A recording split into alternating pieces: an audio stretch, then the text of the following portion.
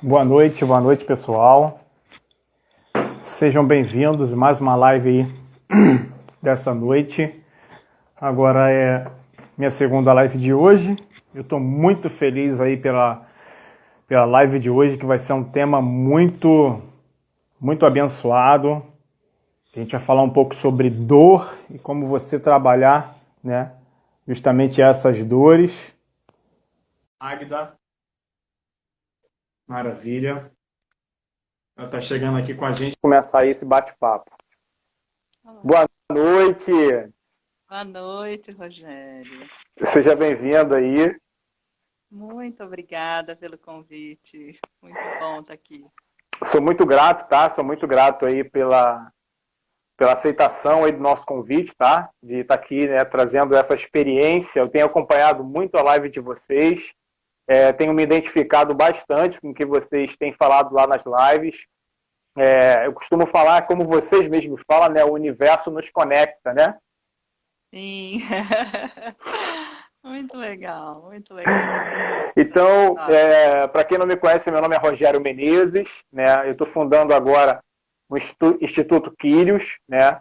Eu trabalho com dependentes químicos, eu sou voluntário em uma clínica e eu tenho desenvolvido lá muitas pesquisas e eu estou trazendo isso hoje aqui para fora, para ajudar as pessoas aqui fora. Eu já trabalhava com desenvolvimento humano, né, dentro de áreas religiosas, mas agora eu estou ampliando mais o campo, que eu vi que o mundo, acho que é o celeiro e a gente tem que nos doar, né, para o outro para poder estar passando adiante esse nosso legado. Então a gente está aí com esse trabalho, tenho feito várias lives, né, trazido vários profissionais aí durante essa quarentena, justamente para auxiliar as pessoas aí nesse desenvolvimento.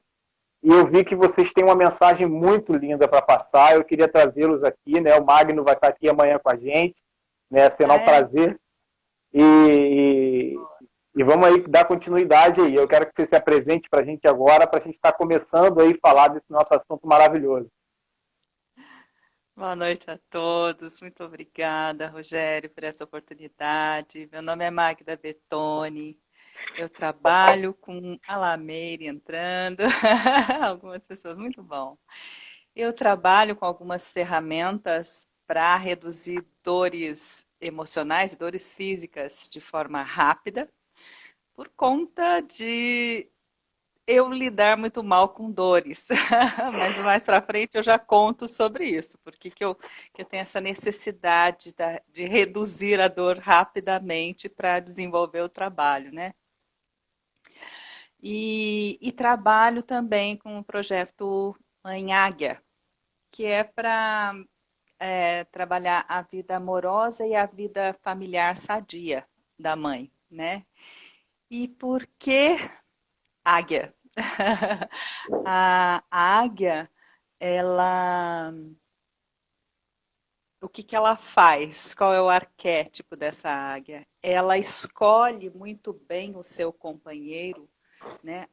De uma maneira muito interessante. Ela arranja um graveto, né, e joga de uma certa altura para olhar os seus pretendentes, como é que ele agarra aquele graveto. E aí ela sobe numa altura maior e solta para ver quem fizer isso é o escolhido para que ela possa ter os seus filhos. Por que isso? Porque eles vão montar o seu ninho lá em cima de algum, né, morro, algum local bem alto, para ter o ninho e ter as aves. E aí, quando eles vão alimentando os seus filhotes, e num determinado momento em que ela percebe que é para os filhotes alçar o voo deles, ela vai, os dois desmancham um pouco o ninho, e aí para ficar desconfortável para os filhos, e aí ela vai, pega o alimento e se alimenta distante, enquanto os filhos com fome ficam olhando, querendo aquele alimento. Ela tira eles daquele conforto e eles precisam fazer o movimento. A lá, Renata também entrando. Fazer o movimento para ir buscar o alimento com a mãe águia. E aí, neste impulso de sair para voar, os filhotes caem. E o macho vai e pega e põe de volta, né? Até que os filhotes alçam voo e aí ela dá o alimento para eles, mas depois eles vão buscar o próprio alimento. E por que eu estou contando tudo isso? Porque eu não estou falando que eu lidava muito mal com dores e por isso eu fui buscar trabalhar com ferramentas de redução de dores rápidas e com esse projeto Mãe Águia. Porque uma dor, eu tive algumas dores muito intensas em curto espaço de tempo, né, que foram bem difíceis, e dores intensas que demoraram muito tempo, né? E tem a ver com a mãe águia de impulsionar os filhos. Eu tenho 2 filhos adultos, um com 28, outro com 32 anos agora, e eu tive uma dificuldade em vê-los alçar o voo para a vida adulta. Né? Eu digo que as mães têm o desafio assim, de ajudar os seus filhos a andarem, quando vão chegando por volta de 1 aninho. Depois tem a etapa de estarem entrando para qual é o tema. Na sua maior dor está o seu maior potencial. Este é o tema. Podia fixar aí, né? Deixa eu fixar aqui. Vai falando. Bom, e aí meus filhos, aí as mães têm esse desafio de ajudar os filhos a andarem quando estão por volta de 1 aninho, depois entrarem para a vida social na adolescência, né? E os filhos também fazerem essa mudança para a vida adulta. E algumas mães hoje em dia tem alguns filhos adolescentes, né, que estão em casa e não vão alçar os seus voos, né? E Verdade. aí, e essa dificuldade era uma dor muito intensa. E aí eu vou contar um bocadinho. Posso ir falando assim, Rogério? Ou você Deixa quer fazer algumas perguntas? eu quero fazer uma pergunta, porque o nosso maior público aqui agora são mulheres, né? E você falou aí de um dado, que eu achei muito interessante, que eu não tinha ouvido ainda. Eu já sabia já vários arquétipos da águia, mas esse da escolha do marido eu não tinha ouvido. E eu achei muito interessante porque a gente vê hoje que há uma grande dificuldade, porque fica muito no lado do emocional essa escolha e não é muito racional, né? Porque essa escolha da águia é racional. Né? Tem alguns olhares, né, para ver se, né, o pretendente lá vai conseguir apanhar o graveto. Então essa não sabia que ela jogava, né, o seu graveto em lugares altos para ver se quem poderia pegar que seria o maior pretendente, né, para fazer, né, a família, né? E assim, eu vejo uma grande dificuldade justamente nisso hoje das mulheres saberem identificar, né, quem é que vai estar trazendo para constituir a família. A gente sabe que o papel da mulher hoje, né, é bem mais amplo, né, do que era antigamente, do que se pensava, né, antigamente, né? Hoje a gente vê um papel muito poderoso da mulher na família, de criar cultura e outras coisas mais, né? Mas a gente ainda enxerga ainda, né, a mulher ainda tentando atrair o homem por vários outros mecanismos, mas que não mecanismos que vai trazer realmente um fundamento, que vai trazer realmente uma segurança, algo eternizado, vou colocar dessa forma, que realmente venha trazer algo duradouro. Né? Eu queria que você falasse um pouco aí dessa dificuldade da mulher hoje, né, com relação a essa escolha, né, do pretendente. Sim. Constituir um lar, né, sabendo, se conhecendo para poder escolher o seu companheiro, mas eu às vezes atendo mulheres e aí vem com a informação de que não, mas eu já fiz a minha escolha, eu já estou com o meu companheiro, né? Porque pode achar que a mãe águia, ela escolhe, mas ninguém nasce de pais com os pais errados. Não. Né? Mesmo que o casal não fique casado, os filhos vieram com pais e mães corretos. E aí a mãe, ela vai perceber como que naquela altura onde eles escolheram, porque sempre a escolha no campo sutil, ele é por afinidade mesmo, é por sintonia de consciencial e com sintonia emocional. Eu me separei do pai dos meus filhos, né? E aí eu falo da minha dor, que foi ao longo de muito tempo, né? Por volta dos 14 anos, o meu primeiro filho tinha 14 anos, e ele tomou o primeiro porre dele, né? E aí, quando ele já estava com 15, foi quando nós nos separamos. E o meu filho entrou numa dependência com o álcool por muito tempo e por conta de uma depressão muito intensa. E isso se estendeu até por volta dos 30 anos dele.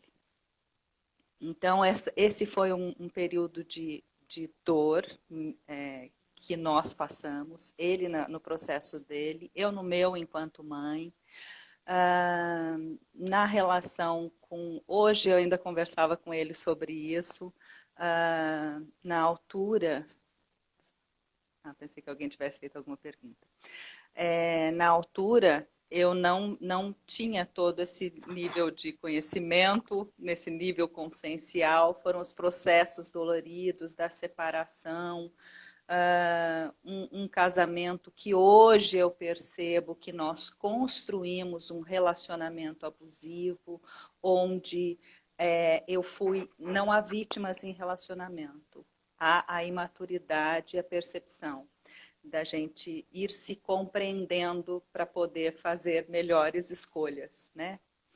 E aí nós construímos um relacionamento abusivo. E digo isso porque não há vítimas.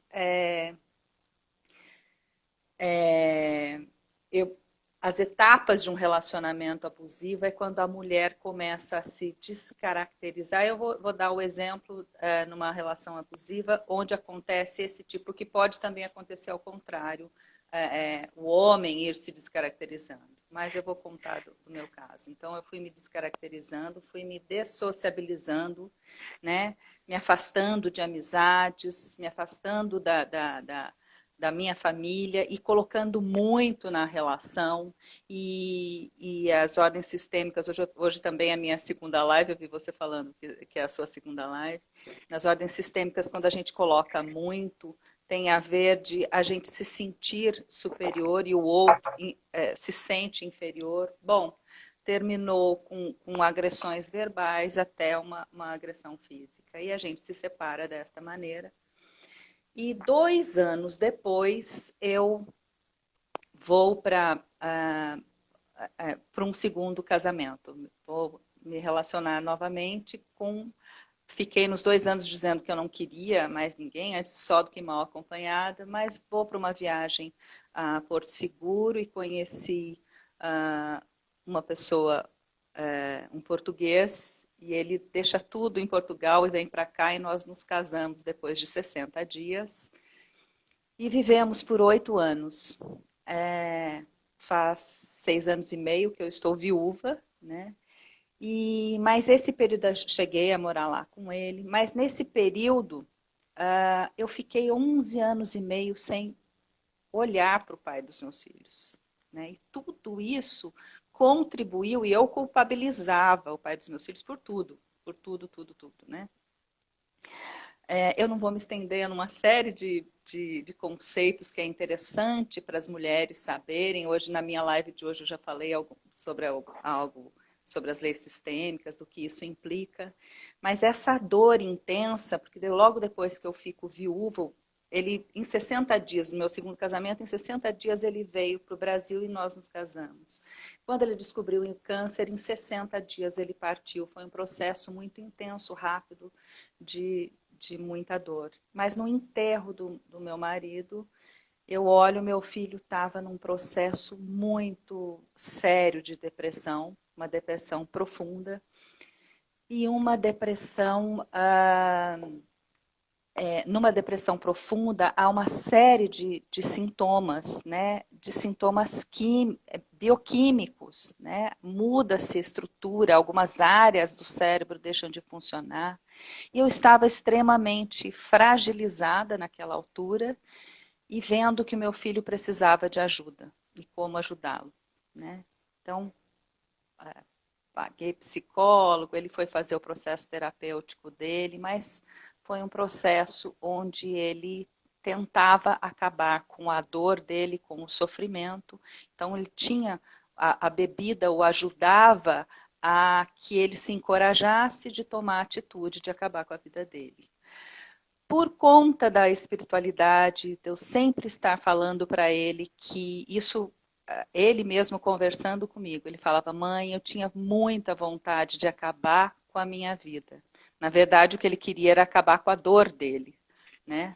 E ele falava, eu sei que como eu não termino, eu vou seguir com a minha dor, né? Então, isso impedia, mas ele ia se suicidando aos poucos, através do vício. Então, todo esse processo me trouxe até aqui para trabalhar com isso. E hoje meu filho está muito bem, mas chegou num ponto assim muito sério do desespero dele.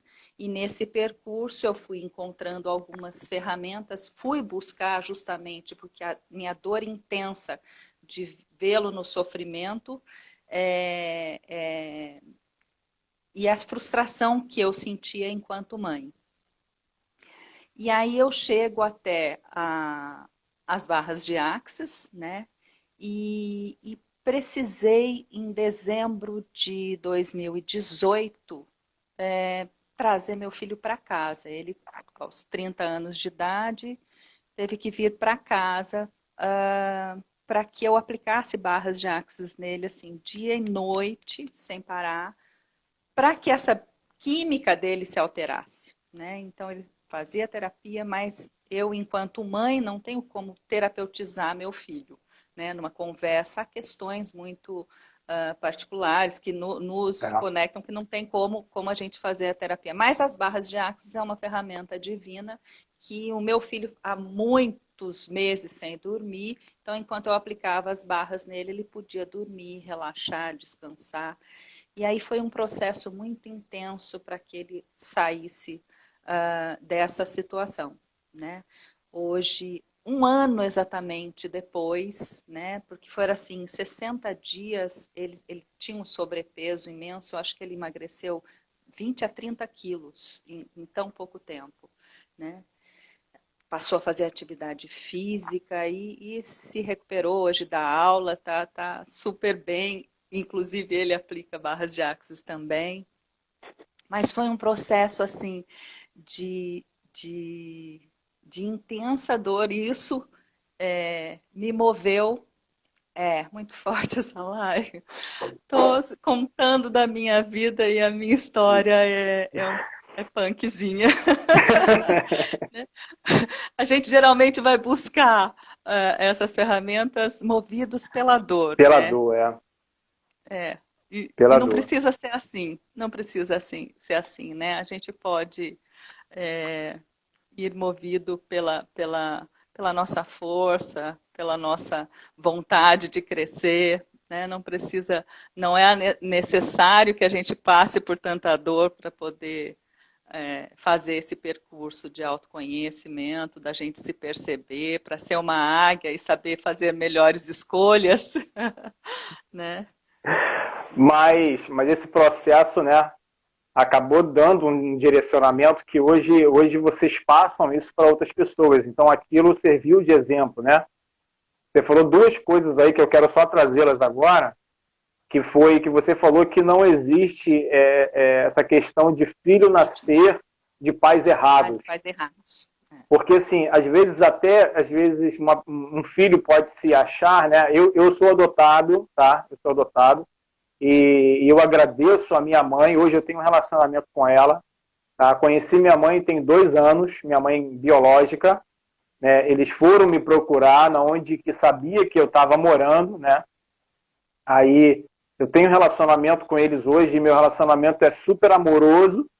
E eu não entendo que eu nasci na família errada, não entendo que aconteceu errado, né? Eu sei que é tudo um projeto, né? Que é antes de nós. Então, você falou aí sobre que muitos filhos às vezes pensam, né? Filhos até que, que vieram de mães que foram estrupadas, né? Ter um pensamento errado a respeito disso, isso traz muita dor, né? Isso traz muita carga para a vida e até para a vida adulta, e às vezes travando muitas áreas daquela vida. E esse conceito que você falou aí, que não existe, sabe, nascer de pais errados, né? A gente tem que entender o que você falou aí do processo da dor. Eu costumo falar que a dor é necessária. A dor é necessária. É necessária até mesmo para nos conectar, sabe, com essa espiritualidade. Porque enquanto não dói, a gente às vezes não tem uma noção, sabe, de ancestralidade. A gente não tem uma noção, como o judeu que usa aquele kippah, né, para simbolizar que existe alguém acima dele, né? Às vezes a gente precisa dessa dor para nos estar conectando, sabe? Até mesmo com algo maior e que nos leve em direção ao propósito. Né? Hoje facilmente eu enxergo o propósito na sua vida. Eu facilmente enxergo o propósito na vida do Magno. Né? O Magno estava falando, né, que ele foi padre, até vou conversar com ele aqui, né, sobre essa questão também. Então, assim, eu vejo a dor como algo necessário. E como você está falando aí, a gente aprender a lidar com a dor, eu acho que essa é a maior chave do universo. Eu acho que a gente ressignificar, né, o que a dor significa para a gente, olha só, ressignificar o que ela significa. Eu acho que isso é muito lindo, como o seu filho, você falou agora, né, cheia de amor, cheia né, graças a Deus, meu filho está hoje assim.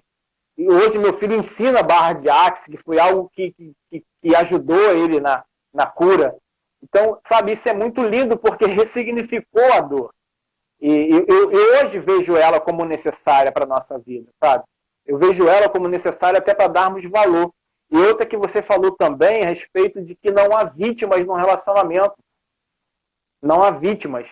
É você que vai se descaracterizando, aí uma série de coisas vão acontecendo, né? Simplesmente quando você começa a se excluir no relacionamento, seja de ambas as partes, aí começam-se os abusos, porque os abusos vão começar em pequenas coisas, né? Até que você falou que que chega a uma agressão, né, física, que verbal já vai ter há muito tempo. Então, essa coisa de, cara, não existe vítima, não existe essa descaracterização. Aí você falou, né, que essa descaracterização, ela tem algumas características que você vai se afastando das pessoas, vai se afastando da família e vai colocando, sabe, exageradamente naqueles pontos ali de apoio que você está se apoiando, que são bengalas, né, que são apoios, não são verdadeiramente estruturas de vida, e a pessoa vai se perdendo ali naquele jogo, né? Não é um jogo de vitimismo, é descaracterização, porque a gente acha às vezes que não, a pessoa é a vítima, né, e o outro é o agressor, porque, né, como isso acontece, eu acho que isso é importantíssimo para a gente ter a ciência desses mecanismos de como acontece. Uhum. Porque é um processo. A minha gata chegando aqui. É um processo de nível de consciência mesmo, de imaturidade, né, que a gente vai construindo esses relacionamentos e por desconhecermos certas leis, como as leis sistêmicas da constelação familiar, que isso é imprescindível, que é para a gente entender sobre os relacionamentos e os sistemas onde nós estamos inseridos. E neste momento planetário, ainda a dor está presente no planeta, né? Mas que a gente vai evoluir para um nível de consciência onde não vai ser necessário que a gente sofra, que a gente tenha dor. Mas ainda nós estamos nesse estágio onde o desconforto nos faz ir para frente, embora muitas pessoas fiquem por um período. Primeiro, virar a chavinha de que eu não sou vítima, essa é uma chave muito importante. O que me fez 11 anos e meio ficar sem falar com o pai dos meus filhos era porque eu me punha no papel de vítima. Né? Olha que engraçados os movimentos inconscientes. Né? Quando a gente vai entender sobre as ordens sistêmicas, se eu desequilibro a troca no relacionamento, eu coloco demais, não é porque eu estou doando, é porque no meu inconsciente eu me sinto superior àquela pessoa. Né? Então, e aquela pessoa faz o movimento de se afastar, de não ficar na relação, porque ela se sente inferiorizada. E esses movimentos são inconscientes. Né? E aí, assim, as pessoas devem pensar, nossa, foi uma coisa tão maravilhosa, trouxe o filho para casa e fez todo o trabalho. Isso aconteceu há 6 meses depois, há 1 ano exatamente, nós chegamos num certo momento, eu e meu filho, onde ele estava aqui, e a gente acabava tendo atritos. Eu tenho a minha neta, a filhinha dele, que dia 6 de julho já vai estar fazendo 4 aninhos, e aqui eu trabalho também aplicando barras de Axis, é o meu local de atendimento, então eu sustento energeticamente esse espaço, e nós tínhamos divergência, atritos na nossa relação. Então nós chegamos num momento em que tivemos que ter uma conversa muito forte, nós dois, onde eu pedi que ele saísse, e fui explicando, olha filho, quando você estava muito mal, você não estava adoecido mesmo com a química do corpo dele, que não permitia que ele desse o movimento, desse o passo dele. E ele não aceitava ir a um psiquiatra e tomar medicação. A força, a fibra que ele tinha, graças a Deus que ele tomou essa decisão. E aí as barras de Axis atuaram, foram essenciais para que fizesse o processo de transformação. Mas 6 meses depois, a nossa relação não estava harmoniosa. E quando ele vinha com a minha neta para cá, trazia a minha neta, ele estava morando aqui, né? Quando ela chegava, muitas vezes a gente tinha atritos, porque ele queria deixá-la comigo. Bom, eu tinha o foco em olhar, um olhar crítico para ele, né? E aí solicitei que ele fizesse o percurso dele de saída, né? Dei um prazo, ele já estava dando aulas, então que ele começasse, porque ele é professor no estado. Então começou a vida profissional mesmo há 1 ano atrás, nesse percurso. Teve um período lá atrás que ele trabalhou comigo. Tudo num esforço de que ele alçasse o voo dele.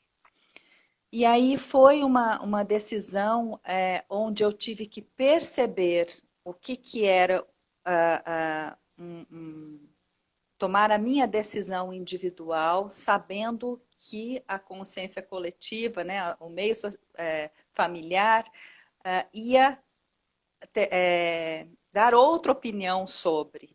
Só que a conversa não foi simples, não foi fácil, mas eu enxergava nele a força dele fazer o percurso dele, porque ele estava num outro momento. Né? Então, ali eu tive a atitude de águia de falar para ele, agora está no momento de você ir. Mas não foi simples, né? Foi muito doído para mim e doído para ele também, mas ele já estava com o nível de consciência, de compreender quais eram as escolhas dele. E aí eu saí do papel de responsável pelas escolhas dele.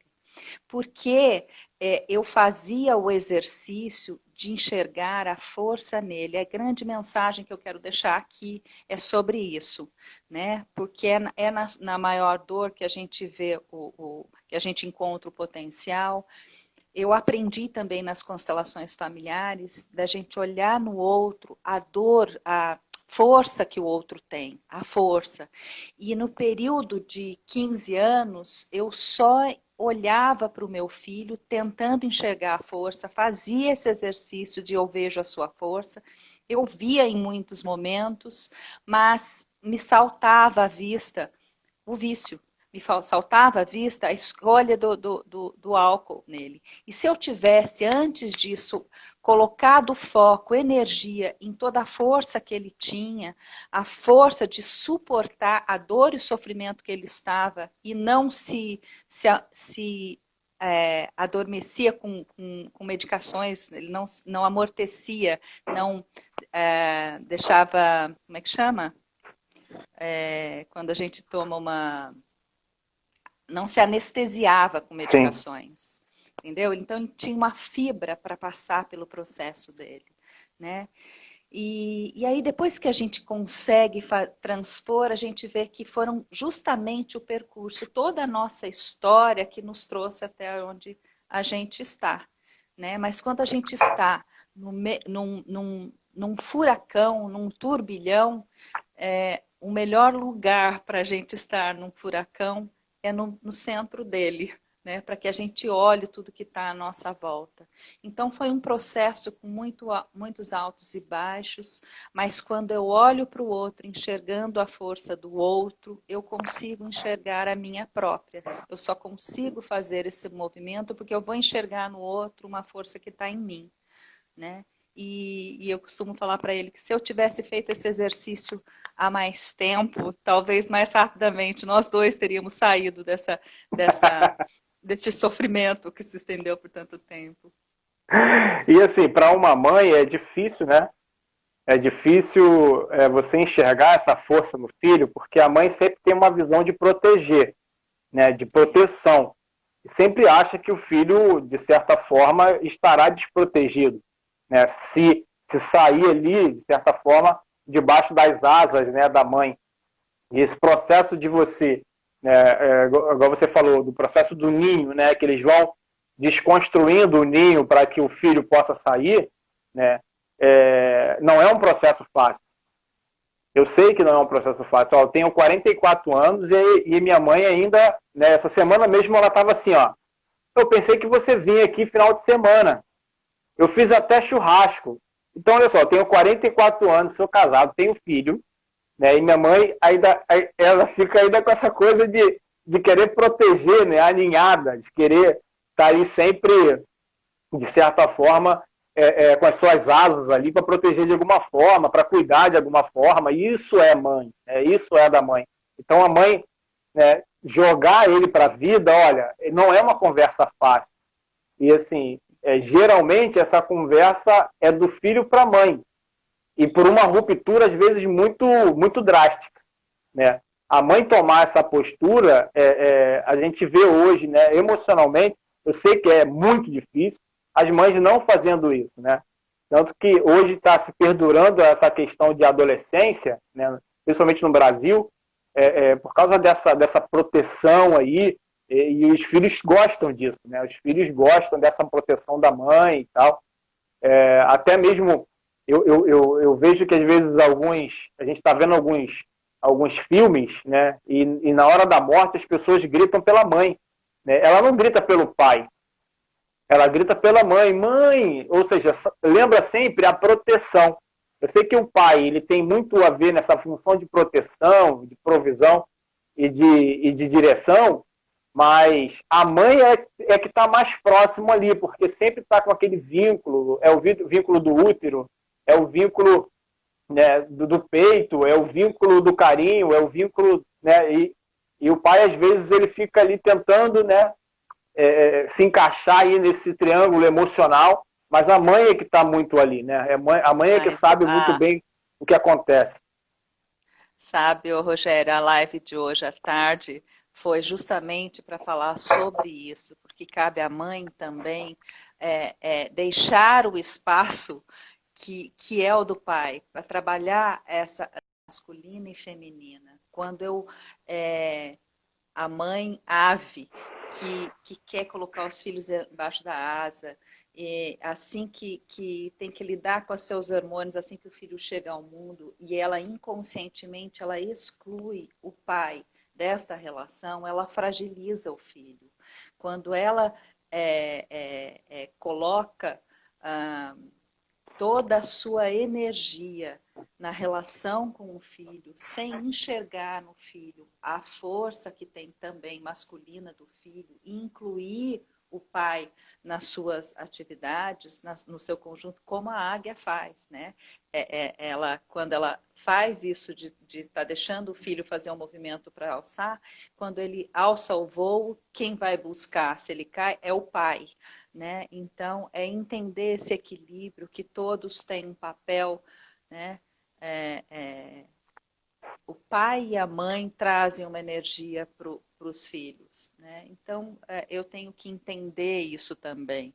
E eu não enxergava, eu excluí o pai da relação com meu filho, né? Nessas 11 anos e meio que eu não falava com ele. Então, eu fui fazendo um movimento interno e eu culpabilizava o pai dos meus filhos, que meu filho tinha ido para o álcool por conta do pai, porque também ele bebia, e aí foi... Não, aí eu vou descobrir na constelação familiar que um indício de vício na família, geralmente é um movimento inconsciente de incluir alguém que foi excluído na família. Pode ter sido excluído de N formas, né? Uhum. Às vezes são os antepassados mesmos que foram excluídos por conta de bebida, ou excluído porque no nosso sistema anterior tiveram muitos assassinatos, muita violência, estupros e tudo mais, né? Então, o sistema vai excluindo essas coisas. E aí, no campo morfogenético, numa constelação familiar, quando se vê, quando se percebe uma exclusão, um indício, uma característica dos problemas com o vício tem a ver com alguém que foi excluído. E às vezes é excluído porque faleceu e ninguém mais conta sobre isso, ou um aborto que aconteceu e ninguém conta, e tira a pessoa do lugar. Né? Hoje eu também conversava com meu filho sobre isso. A minha neta é a segunda neta, porque o primeiro neném deles faleceu. Então, tem um lugar aqui no coração, né? Quando eu voltei a falar com o pai dos meus filhos, na verdade, eu fui tomando consciência de toda essa questão, fui primeiramente fazendo esse movimento interno de reincluir, colocar ele no lugar dele, agradecer porque eu sou mãe por conta da relação que nós tivemos. Então, quando eu fui reincluindo tudo, eu fui cooperando para que o meu filho também pudesse encontrar a força dele para poder sair da dor intensa que ele estava. E ele me pedia muito para que isso acontecesse. E hoje em dia, ele também está no segundo casamento, a esposa dele é uma pessoa maravilhosa, a gente está tudo em paz, né? Não temos a convivência diária, não é isso o necessário, mas quando nos encontramos, levando a neta para um lado ou para o outro, hoje em dia nós fomos reconstruindo, fechou-se o ciclo, né? Limpou-se as mágoas, as dores, né? Eu trabalho com isso, a ferramenta que eu compartilho nas lives da acupuntura sem agulhas, que é a ferramenta que tira rapidamente da dor, ela nos ajuda a ir limpando as dores, as mágoas, os sofrimentos. Né? E essa inclusão, né, ela é quase... ela é inconsciente, né, mas ela se estabelece porque a gente às vezes vê muitas mães, porque é de praxe as mães ficarem com a guarda dos filhos, né, na nossa sociedade. E às vezes por haver uma ruptura, às vezes muito, muito drástica, muito pesada, né, às vezes a mãe, por desconhecer, né, como funciona, que você estava falando em tudo aí, constelação familiar, né, a formologia, né, a genética, por desconhecer tudo isso, ela acaba excluindo, né, o pai na consciência do filho, falando mal do pai para o filho. E isso ela pensa que ela está protegendo, mas ela está, na verdade, desprotegendo o emocional do seu filho. Porque aquela imagem, né? Porque a imagem do herói, né? A imagem do herói. Quando a imagem do herói ela é desfeita, né, o nosso o nosso inconsciente ele vai procurar outro gatilho, ele vai procurar se linkar a outra coisa que seja herói. Então, a pessoa fica totalmente vulnerável, porque a imagem do herói foi desfeita. Então, às vezes, a gente vê muito isso, mãe que chegam para o seu filho e fala, não, que seu pai não presta, que seu pai é isso, seu pai é aquilo outro. E o filho viveu 6 anos com o pai e achava que o pai era o herói. E essa desconstrução não protege, desprotege.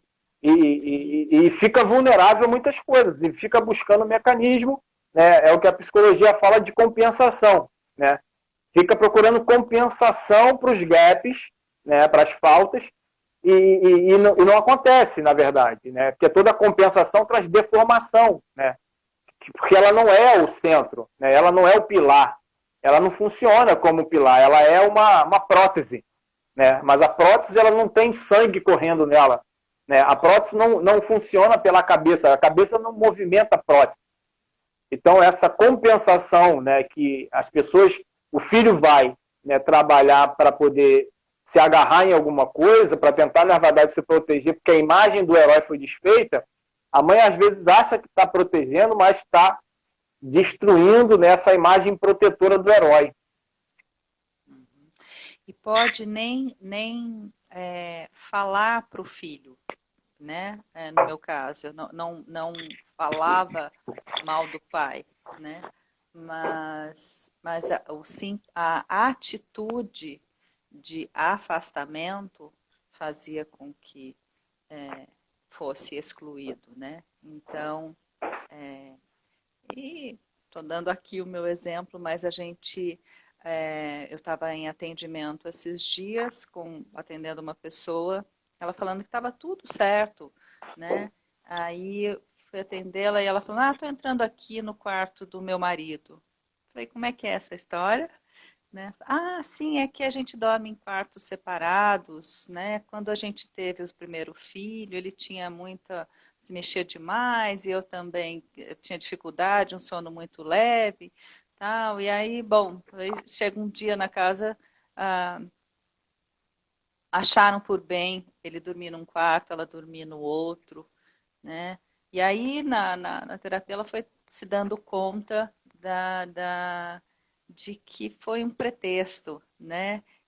Na verdade, ela, enquanto mãe, se supria com os filhos e né, teve o primeiro filho, aconteceu isso, o segundo filho veio, mas daí já estavam em quartos separados. Só que nunca olharam se realmente era uma opção dele, o que estava acontecendo na relação entre eles, porque acontece de chegar na vida, as crianças chegarem na vida adulta, e aí vem a síndrome do ninho vazio, onde a mãe se percebe que o filho saiu, mas ela não regou a relação com o companheiro, né? Sem perceber que o não regar a relação com o companheiro, porque a relação do casal vem antes dos filhos chegarem. Isso, é uma raiz que precisa estar regada o tempo inteiro para que os filhos se mantenham fortalecidos. Né? Hoje eu faço sempre perguntas para que a gente acesse mais consciência, e hoje à tarde, na live de hoje à tarde, eu ainda deixei lá no texto, assim, a pergunta o que eu estou excluindo e que, se eu incluísse, mudaria tudo. E durante a tarde eu tive uma série de percepções do que eu estava excluindo do meu dia a dia, né? Então, como eu faço muito essa conversa com o inconsciente, vem rapidamente, né? Porque nós somos seres complexos, nós nos relacionamos com uma infinidade de coisas. Então, a gente no dia a dia, a gente exclui certas coisas da nossa vida, que é interessante que a gente esteja atento, presente, para que, não tô olhando certas coisas aqui, que é importante que eu inclua, né? Magda, você tocou num ponto agora aí que foi sensacional. Galera, olha só, esse exercício que Magda trouxe aqui pra gente, de você conversar com o seu inconsciente, isso é muito importante. Às vezes você vai ter feedback, vai ter respostas do seu inconsciente, porque a maior parte de nós é inconsciente, tá? Os psicólogos falam que às vezes 1 a 2% é consciente. O resto tudo é padrão de comportamento. Então, às vezes, a gente não pergunta de onde que vem aquilo. Mas você falou aí com relação a essa proteção, né, que o relacionamento do casal ele é antes dos filhos. Então, de certa forma, o casal ele tem que se proteger contra os filhos. De certa forma, nesse momento aqui, de acordo com essa visão, né, os filhos eles meio que são inimigos, né, do ninho. Que tem um momento que ele vai ter que sair e o ninho ficar preservado para que o casal se mantenha ali, né? E às vezes os filhos, né? O filho chega, eu quero tanto ter filho, ter filho, ter filho, o filho chega e às vezes os dois ficam vivendo em prol do filho e coloca o filho dele cedo já na cama e divide o casal. O homem vai dormir na sala, vai dormir no quarto do filho, né? Fizeram até o quarto do filho, decoraram tudo bonitinho, mas quem dorme lá é o marido. Nenhum problema de ser o marido, tá? Nenhum problema. Mas só que desfez o ninho. Desfez o ninho para ficar mãe com o filho. Então, se desde cedo a gente já não acostumar o filho no quarto, no berço dele, e deixar ele entrar no meio desse relacionamento, porque, como eu falei, ele nesse momento é como, galera, se fosse o inimigo do ninho. Então, o marido e a mulher eles têm que se proteger para quando os filhos forem embora, né? Isso não tem muito aqui no Brasil, né? Isso é muito falado nos Estados Unidos, né? Com relação à síndrome do ninho vazio, que as mães lá se dedicam muito mesmo aos filhos, né? O pessoal fala muito sobre isso. Mas se dedica tanto ao filho que daqui a pouco, quando ele vai embora, perdeu todo o sentido o ninho. Por quê? Quem era o sentido dele? Quem se tornou o sentido dele? Os filhos. Então o casal fica sem estrutura emocional para, na verdade, continuarem unidos. Porque já estão separados há muito tempo. Quem separou? Não foi o filho, foi a forma como eles enxergaram e trataram os filhos, de serem o centro das atenções. Então isso é perigoso demais, cara. É muito perigoso e corriqueiro até mesmo aqui nessa família brasileira que nós somos. Porque, às vezes, uma dedicação extrema, né, aos filhos. Né? Por isso que essa adolescência aí fica até os 40 anos, né, essa dedicação extrema, né, por esse cuidado extremo, e, às vezes, não se protege, sabe, a união do casal. Né? A união do casal não se protege até mesmo o leito, né, o leito sagrado, né, essa coisa meio que se perdeu, né, essa coisa do leito sagrado, né, do conhecer, né, estar continuamente conhecendo, que esse termo conhecer, né, biblicamente falando, o termo conhecer é o sexo, né? Então, assim, o casal às vezes não se protege com relação a isso. Ficam tempos e tempos sem se conhecer, né? E dentro da cultura judaica, eles dizem que isso, né, o sexo é uma renovação de aliança. Então, eles têm que renovar a aliança constantemente para que a aliança esteja intacta. Então, às vezes isso é muito deixado, sabe, de lado, não é meio que percebido a importância, sabe, desses rituais que a gente já deixou há muito tempo. É como um ritual de passagem que aqui no Brasil praticamente não existe, né? Para a mulher foi perdendo o sentido, que era o baile de debutante, né?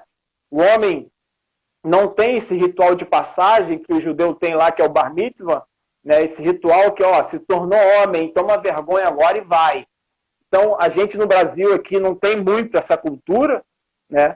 E isso aí que você colocou é muito importante do casal, sabe, se proteger, né, com relação a essas síndromes aí que acontecem. O casal ficar separado dentro da própria casa.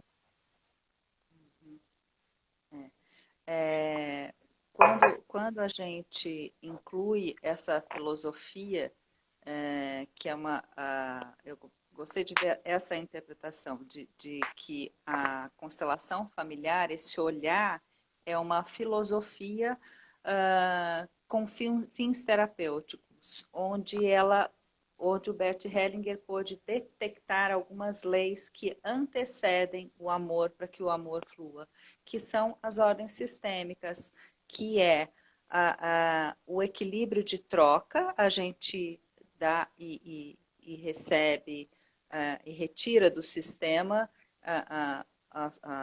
as contribuições, o pertencimento, que a gente não exclui ninguém, e a hierarquia. Então, cada um tem o seu lugar no sistema familiar. E quando a gente sai do papel, porque o pai e a mãe são sempre maiores que os filhos, assim como os avós são maiores que os pais. Então, a gente vai respeitando essa hierarquia para que todos tenham a sua força e que o amor flua, né?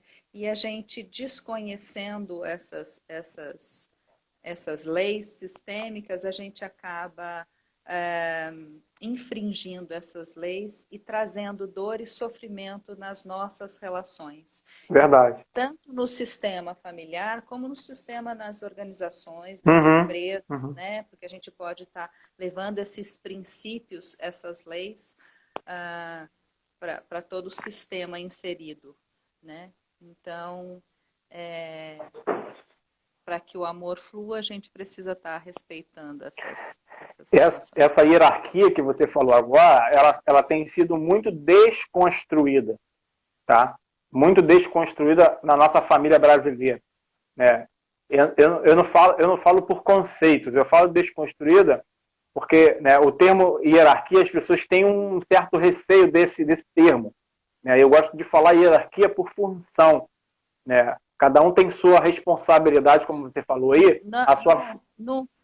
Na constelação sistêmica, é muito a hierarquia de quem chegou primeiro, sabe? Os pais vieram antes dos filhos, os avós vieram antes. E às vezes a gente inverte o valor, já quem chegou antes precede e é maior, né? Que quem chegou depois. Então é a raiz que está chegando. É nesse sentido a hierarquia, da gente entender que a gente não substitui. Muitas vezes, quando eu desrespeito meu pai e minha mãe, tenho um olhar crítico, eu estou infringindo essa hierarquia. Quando eu vou cuidar do meu pai ou da minha mãe, que estão precisando de cuidados médicos, mas começo a enxergar o meu pai e a minha mãe como crianças e eu estou cuidando, eu saí do meu lugar.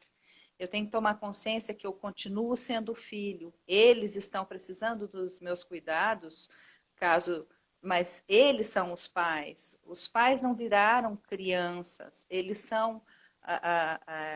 eu preciso manter a hierarquia deles, compreende? É no sentido de eu entender aonde está, qual é o lugar que eles ocupam.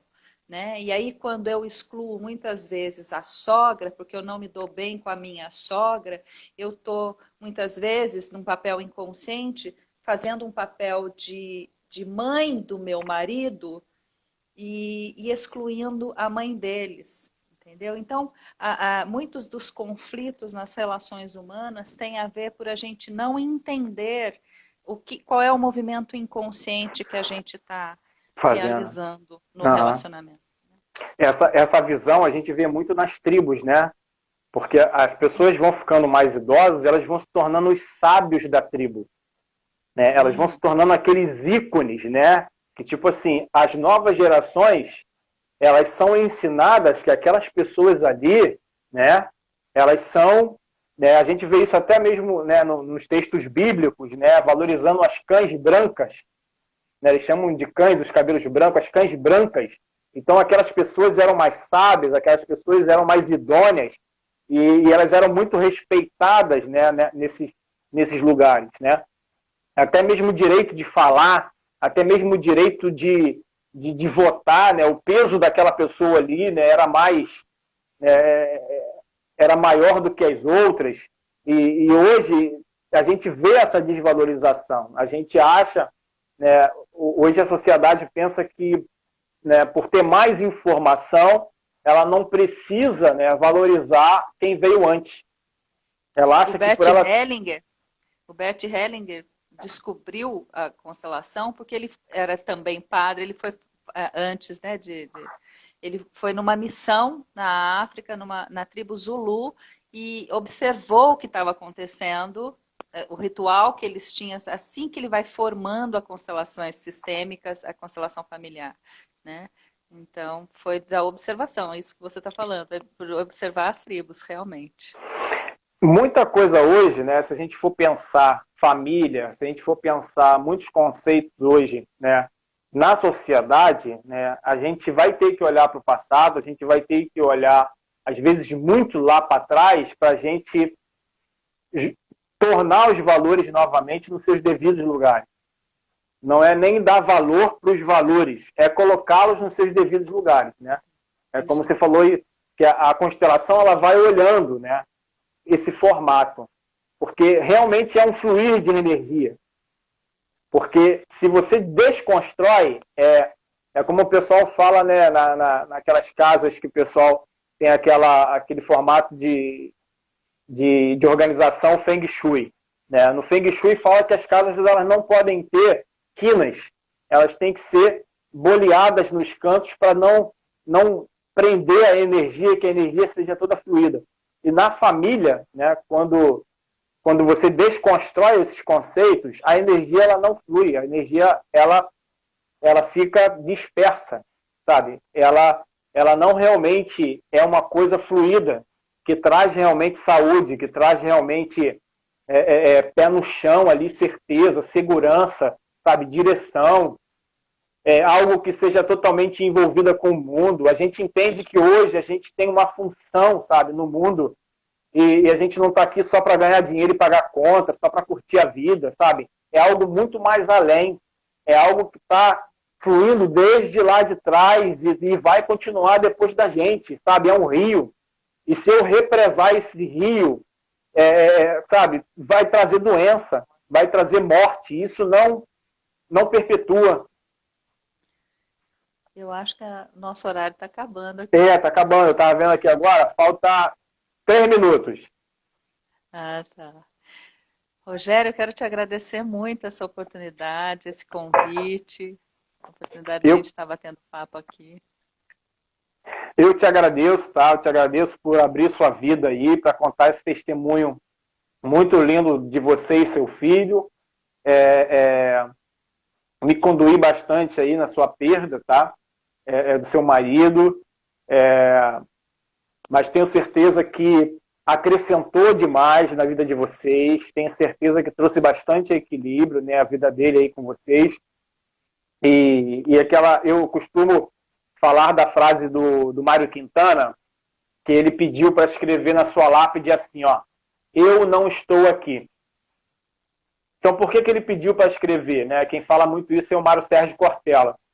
Ele fala assim: eu não estou aqui porque eu estou em todos os leitores que me leram. Eu estou em todos aqueles que se importaram comigo. Então, esse termo se importar, pessoas que são importantes para a gente na vida, né, como a nossa mãe, que ela se importou, saiu dela e foi para o outro, foi para o filho. Então, pessoas que são importantes para a gente, às vezes elas nem têm fama. E às vezes na nossa sociedade a gente quer valorizar quem tem fama. Os produtos são vendidos, né, por quem tem fama, mas não são as pessoas importantes que são valorizadas, mas são as importantes que fazem toda a diferença na nossa vida, porque elas saíram delas e foram para a gente. Então, assim, eu tenho certeza que ele, né, se eternizou na vida de vocês. Tenho certeza que foi um papel formidável, né, e continua aí se eternizando porque, de alguma forma, se importou para vocês. Né?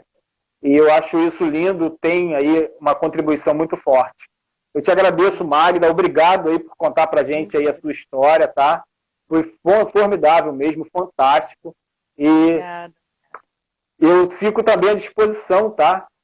Quiser me convidar aí para um bate-papo, para falar um pouquinho aí, para contribuir alguma coisa, eu estou aí também, tá? Obrigado. Tá bom, Rogério, muito obrigada. Obrigada a todos. Obrigado, galera. Obrigado. Tchau, tchau. Tchau.